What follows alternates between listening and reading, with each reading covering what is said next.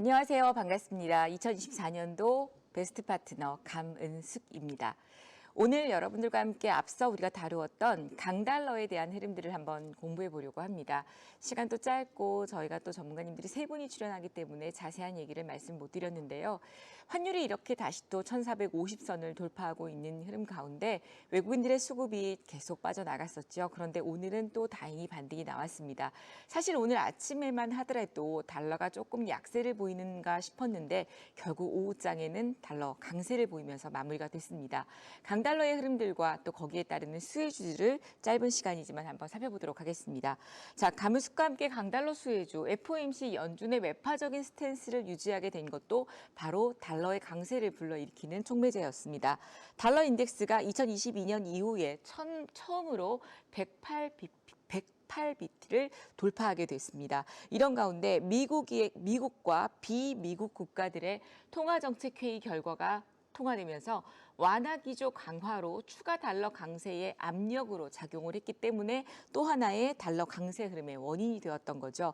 그리고 BOJ의 금정위에서 금리를 일본은 동결을 했습니다. 이런 가운데 우에다 총재가 향후에 트럼프의 정책과 내년 춘투 임금 협상에 대한 확인을 하게 되면서 추가 금리 인상이 조금 더 지연될 수 있는 가능성, 일본은 그렇다라는 얘기입니다. 이런 것들로 인해서 달러의 흐름들이 강세 흐름을 또 보였던 거고요.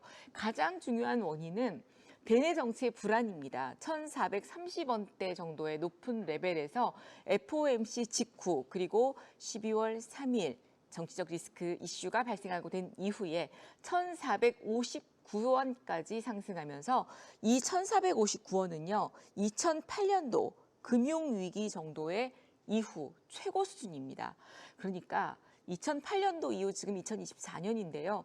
16년 만에 정말 최고치의 흐름을 보이는 그런 어떤 모습을 그때 지수를 살펴보면 금융위기 때는 코스피 지수가 1000포인트 미만이었습니다. 네. 그래서 지금 이 강달러는 굉장히 사실은 심각한 상태다라고 보시면 될 것 같아요.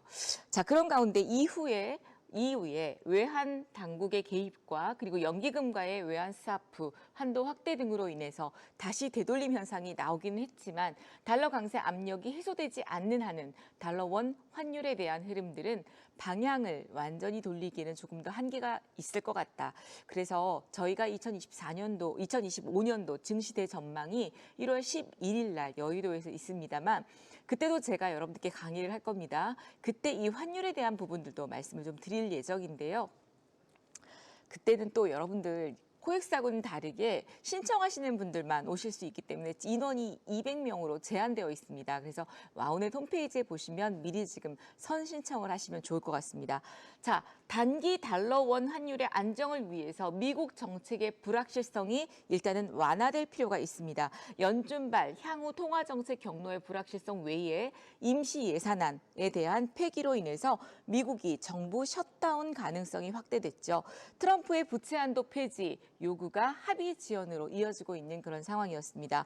셧다운의 흐름은 단기적으로 봤을 때는 시장의 영향력은 미비할 수 있습니다. 그러나 장기화됐을 때에는 위험 회피 심리가 확대되면서 달러원 환율의 상승 요인으로 작용할 수 있기 때문에 이 부분이 해결돼야 된다라고 보여지고요.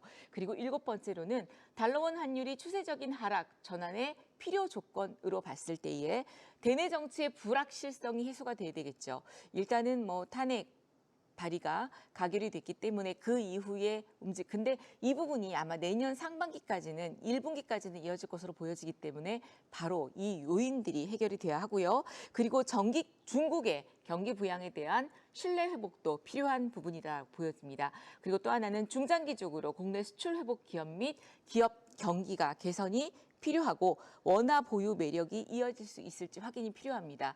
단기적으로 봤을 때는 이 강달러가 수출 업종들에게 호재가 될 수 있지만 아까 말씀드린 것처럼 장기적으로 본다면 결코 호재라고만 할 수는 없습니다. 어차피 원자재를 수입해서 만들어야 되는 그런 부분이기 때문에 장기적으로 봤을 때는 이 부분도 위험 요소가 될 수 있고요. 무조건 달러가 강하기만 하다고 해서 조선업종이 좋아지는 건 아니죠. 어느 정도 한계에 다다르면 너무 높아지게 되면 폭발적으로 오르게 되면 분명히 전체 업종들이 조금 부진한 그런 모습들이 나올 수 있다라고 보여집니다.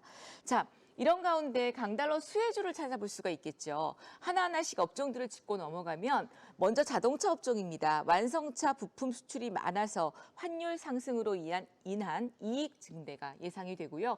그리고 반도체 디스플레이 쪽 IT 산업은 대부분 수출 중심입니다. 그렇다 보니까 환율이 상승하면 매출 총 이익이 개선되는 그런 양상들이 또 있습니다. 그리고 세 번째 조선업종, 이건 뭐 말할 것도 없죠. 수주 계약이 대부분 달러로 체결이 됩니다. 그렇기 때문에 환율 상승 시에는 수익성이 증가될 수밖에 없는 그런 구조를 가지고 있고요. 그리고 화학산업, 국제시장에서 활발히 활동하고 있는데 고환율 원자재 수입 비용이 증가해도 제품 판매 이익률이 상승할 수 있기 때문에 화학업종도 수혜가 될 수 있습니다.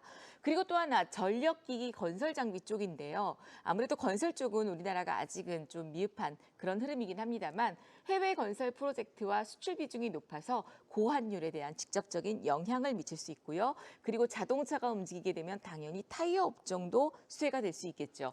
글로벌 시장에서 판매 비중이 높고 환율 상승으로 인한 마진 개선 가능성이 있습니다.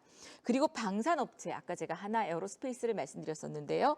정부 간의 수출 계약이 대부분 달러로 이루어지기 있기 때문에 환율에 대한 이익 상승이 분명히 효과적으로 있을 겁니다. 그리고 또한 아까 하나 에어로스페이스도 그렇고 현대로템이라든지 이런 종목들이 지금 자리가 굉장히 좋습니다. 이런 것들도 눈여겨보시면 좋을 것 같고요.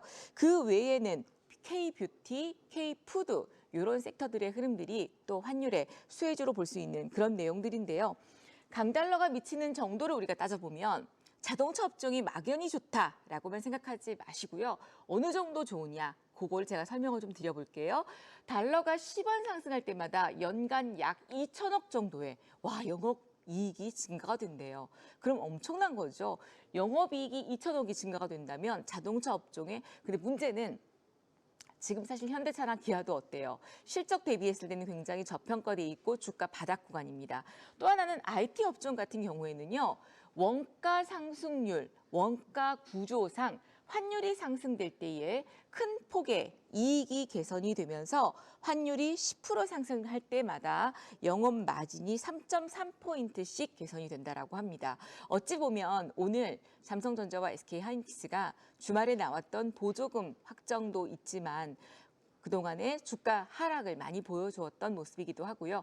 그런 가운데 또 반도체가 저가 메리트 흐름들과 함께 실적이 좋은 종목들 그리고 여기에 또 환율에 대한 어떤 수혜를 입지 않았을까라고 보여집니다. 그 외에는 해외 매출 비중이 높은 그런 기업들을 봐야 하고요. 그다음에 이제 한 가지 여기서 꼭 말씀드릴 것.